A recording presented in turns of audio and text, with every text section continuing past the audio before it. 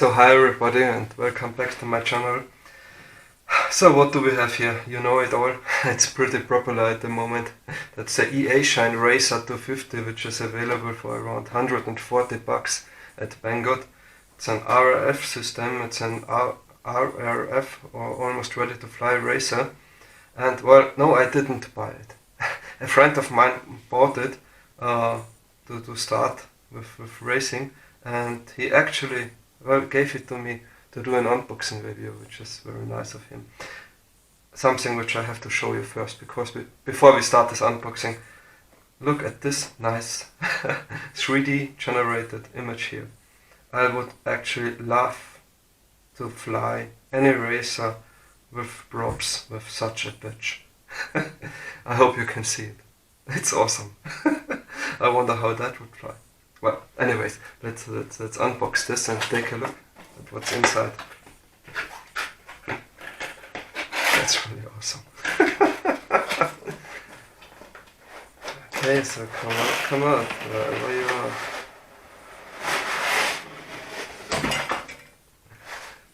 Let's put that away. So as you can see, this comes really nicely boxed. That makes a good impression. So let's see what we have here. We have here a LiPo with 1.5 amps. And a 25C discharge rate. Well, I'm not too sure if 25C are enough for that, but maybe if you're just starting to race and don't do too many punch outs, it might be okay. But 25C, I tend to get more than that. The nice thing is it already comes with a XT60 connector, but that's a good thing. Let's just take a quick look at the weight of this LiPo. So that comes in at 130 grams. Again, this 25C, I am not too sure if I'm that happy with that. It comes, of course, with props. There are 1, 2, 3, 4, 8 of them. So it actually comes with a spare set of props. This is a nice thing. Take a look at the props themselves. They are okay, I guess. They are not very stiff, but for beginners they should work. Then what else do we have here?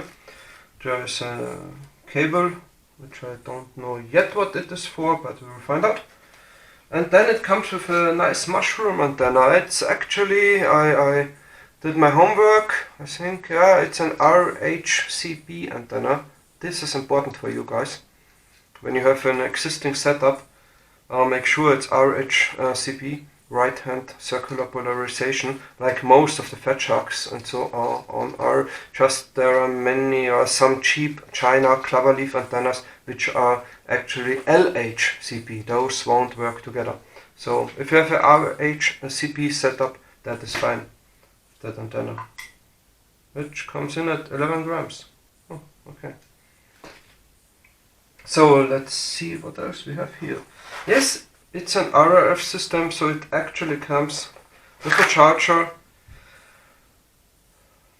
with a B3 AC balance charger, compatible with 100 to 240 volts, charger current, 3 cells at 1 amp. It actually says that here. I'm sure nobody will use that anyways, but maybe. Okay, no, sorry. If you are a beginner, you might use that, but most of us have a real charger. So yeah, but it's nice enough. It's even a balanced charger. So we have to say, for that price, 140 bucks, even a balanced charger is included. All of that is included. It's a good deal. It's really a good deal. And then, of course, we have that beauty here, the racer itself. And maybe it even wants to come out. Yeah, there we go. Yeah, there it is. This is nice. So, what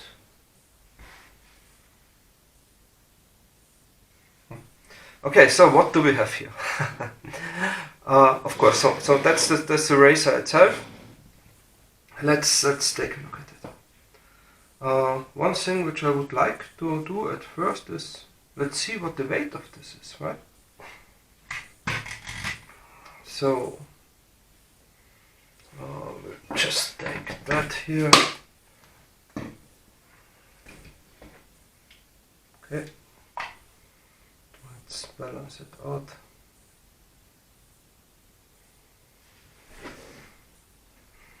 Let's see what we have here.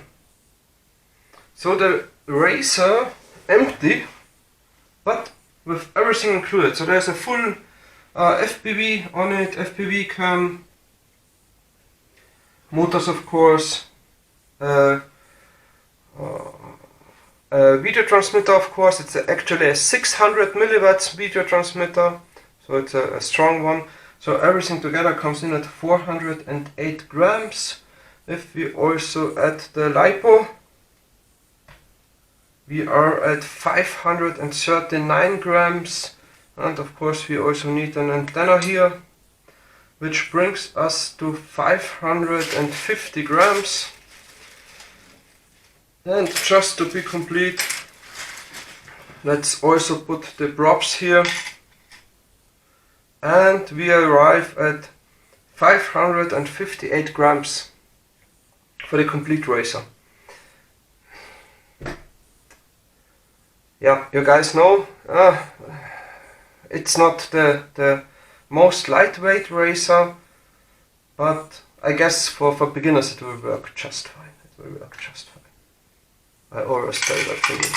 So, but let's take a look at the frame, or the racer itself. So here we have the front. I hope you can see that. Yeah, it comes with these two 3-watt LEDs. There we have a CMOS board camera and a smiley face. Yeah, the smiley face might not be for everyone, but hey, it's a bit childish, but I think it's nice. Why not? Why not? And on the back we have red LEDs, so red LED taillights on the back, which is also nice, I think. It's a nice feature. Then we have here these 2300 kV motors, and additionally we have here Simon K ACs, 12 amps with 12 amps, 12 amps Simon K ESCs. The only thing is, okay, they could have maybe protected them some better, so just put them into the arms, but I think it's okay like it is. So these are the 12 amp Simon K ACs, ESCs. Then we have here this plug for the antenna, which is right in the center, which looks quite nice.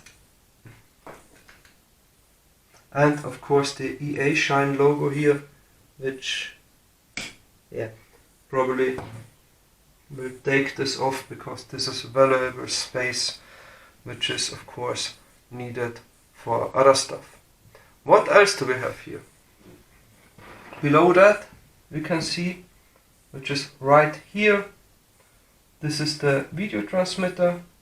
It's a 600 milliwatts video transmitter, and we have here, little hidden, this small button which can be used to change the band and the actual channel of this transmitter, and it is also used to change something with the OSD, to change actually the position of the OSD, which I may show you later. I can't say it. Okay, so that is that. The camera itself is 1000 DVL, 1000 television lines CMOS camera. There are mixed opinions about this on RC groups. We will find out later how good it really is. and as you can see it comes with an adjustable camera angle, so you can actually adjust this angle here, which is also quite nice, I guess. So what else do we have here?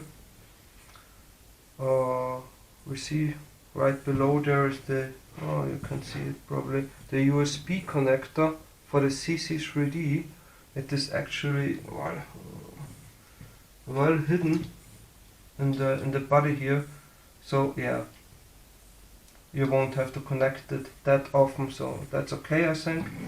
And also in the back here is the battery compartment. Okay, I will leave that like it is.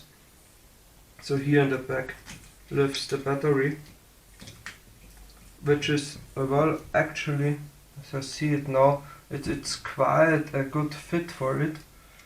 One thing which I see is, I hope you can see it as well, that battery might push onto the USB port of the CC3D when there is a crash, so this is not that good.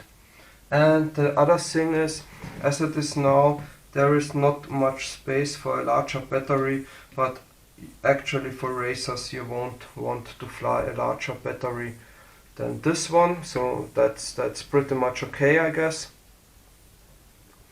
And what else do we have here on the bottom? There are several more connectors here, and yeah, here it is.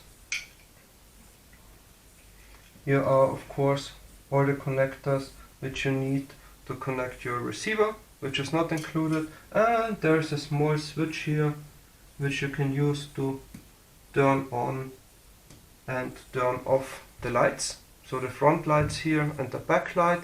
And these are additionally also switchable through your transmitter, which is nice. So if you program it correctly, can just flip a switch on your transmitter and then the lights will go on or off.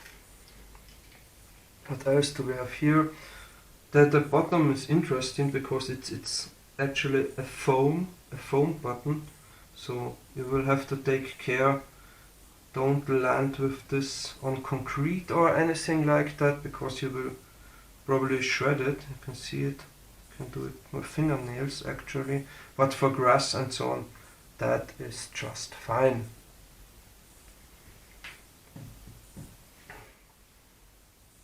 So Banggood claims that this is carbon fiber here. Let's see if that is true. Well, actually they say it's a carbon fiber enforced structure. So let's take a look at it. What my trusty multimeter says about that. Yeah, looks good. So actually it's conductive. So this really seems to be true carbon fiber. It also looks like it. Oh, that's nice. But actually, as you can see, the only thing really carbon fiber here is this top plate and maybe this vibration mount for your camera. The arms are plastic, and I hope you can see it, but the rest of that is not carbon fiber, that's glass fiber.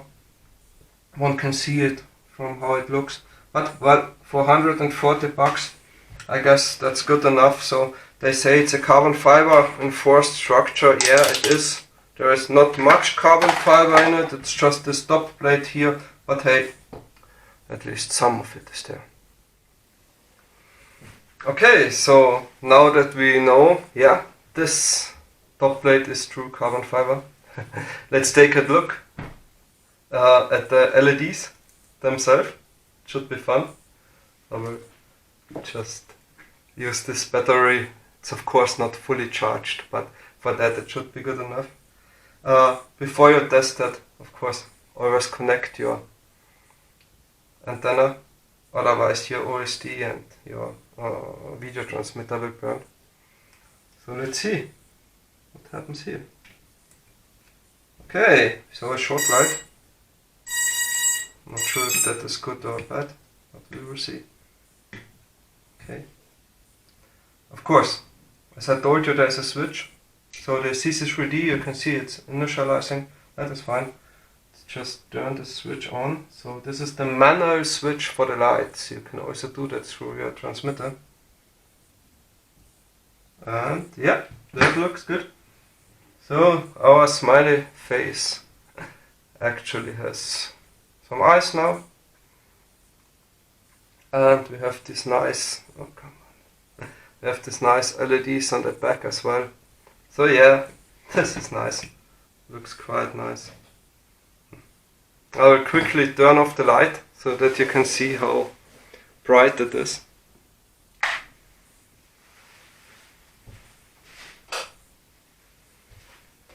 And yeah, it's actually quite bright.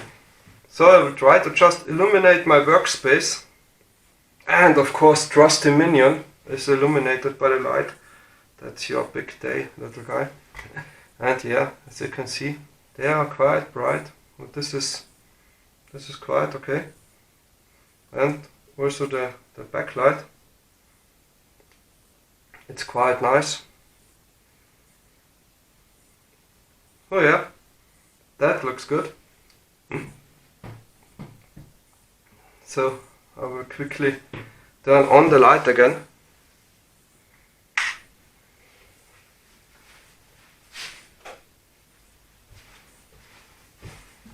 And the next thing we want to take a look at is the OST, of course. Let's try that out as well. So I've already preset the correct channel here. So basically what I did was I turned this on.